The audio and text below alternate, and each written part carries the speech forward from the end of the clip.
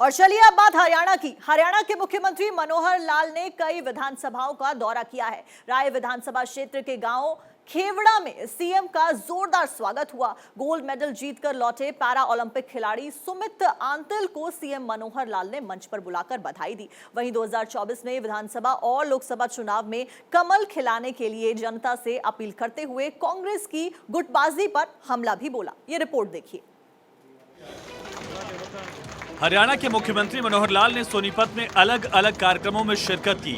सोनीपत के गांव खेवड़ा में मुख्यमंत्री ने लोगों से संवाद किया और पूर्व सरपंच के बेटे विनय और मोनू को बीजेपी में शामिल कराया। सीएम ने कहा कि मोनू ने कांग्रेस छोड़कर बीजेपी ज्वाइन किया है। मुख्यमंत्री ने कहा कि गांव खेवड़ा में आईटीआई का CLU पंचायत की तरफ से होना है। इसके बाद ITI का काम शुरू हो जाएगा। मुख्यमंत्री ने गांव में पशुओं के अस्पताल को लेकर कहा कि मंजूरी दे दी गई है, जल्द अस्पताल तैयार होगा। वहीं मुख्यमंत्री ने कहा कि गांव में उप स्वास्थ्य केंद्र को अपग्रेड कर PHC के लिए स्वास्थ्य विभाग को जमीन ट्रांसफर की जा चुकी है। गांव से जुड़े छोटे बड़े हर काम को जल्द पूरा करवाने का भरोसा सीएम ने लोगों को दिया।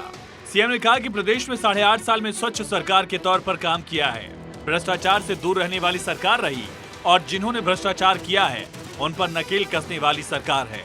कांग्रेस पर कटाक्ष करते हुए सीएम ने कहा कि कांग्रेस के समय में भ्रष्टाचार रूपी एक बड़ा उद्योग चलता था। फिर सौदेबाजी उधर जिसने एग्रीगेट करी उसको कहते हैं तू छोड़ दे, जरा इनको 2 पैसे अच्छे मिल जाएंगे। और फिर उसके बाद वो केस कोर्ट में जाते थे। सेक्शन 4 होने के बाद छोड़ते थे, 6 के बाद छोड़ते थे, 9 के बाद एक्वायर करने के बाद भी कहते अच्छा छोड़ दिया। ये कानून का राज यहाँ चलता है। पहले धज्जियां उड़ाई हैं और इस कारण से फंसे पड़े हैं। वहीं हरियाणा के मुख्यमंत्री मनोहर लाल ने कहा कि KMP KGP के बनने से लोगों को बहुत बड़ा लाभ मिला है। खरखौदा में मारुति का बहुत बड़ा उद्योग स्थापित हुआ। मुख्यमंत्री मनोहर लाल ने यह भी कहा कि राज्य में सरकारी नौकरी के साथ प्राइवेट क्षेत्र में भी युवाओं को रोजगार मिल रहा है। गन्नौर में स्थापित अंतर्राष्ट्रीय बागवानी मंडी से स्थानीय किसानों को फल सब्जियों को लेकर बड़ा लाभ मिला है।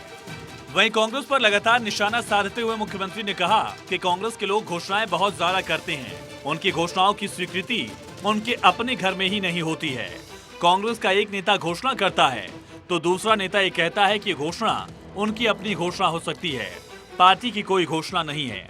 घर में ही उनकी मान्यता नहीं है तो बाहर जनता उनकी क्यों मानेगी।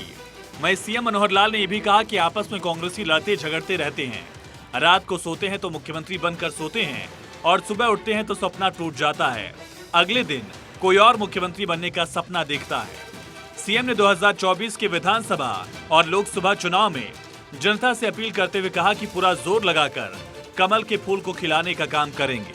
अगले 2024 के चुनाव में चाहे लोकसभा हो चाहे विधानसभा हो, मैं इसको आपका धन्यवाद आभारी हूँ।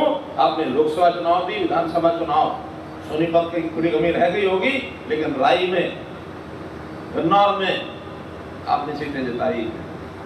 जहां तक कसर विधानसभा की रही है उसको ठीक करना और लोकसभा को दोबारा से एक अच्छे मतों से फिर हमको जीतना।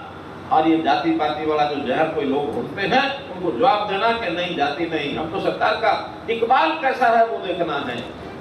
मुख्यमंत्री मनोहर लाल ने कहा कि भारतीय जनता पार्टी अगर कोई भेदभाव करती है तो वो एक गरीब आदमी को सबसे पहले सरकारी योजनाओं का फायदा पहुंचाने का भेदभाव करती है ताकि गरीब आदमी उस तबके तक लाभ पहुंच सके। सीएम ने कहा कि सोनीपत में कोई भी इंडस्ट्री नहीं लगती थी, लेकिन सोनीपत गुरुग्राम का मुकाबला कर रहा है। वहीं आज इंडस्ट्रीज लगने से जमीनों की डिमांड बढ़ने से उनके रेट बढ़े हैं। सोनीपत विकास के मामले में अब अंतर्राष्ट्रीय नक्शे पर आ गया है। हरियाणा में सबसे ज्यादा प्रतिशत GST कलेक्शन हुआ। GST का कलेक्शन जितना उद्योग ज्यादा होगा, जितना लोगों का रोजगार ज्यादा होगा, उतना GST ज्यादा होगा। हरियाणा एक ऐसा प्रदेश है, बड़े राज्यों में आज GST कलेक्शन पर हेड सबसे ज्यादा हरियाणा में, सबसे ज्यादा।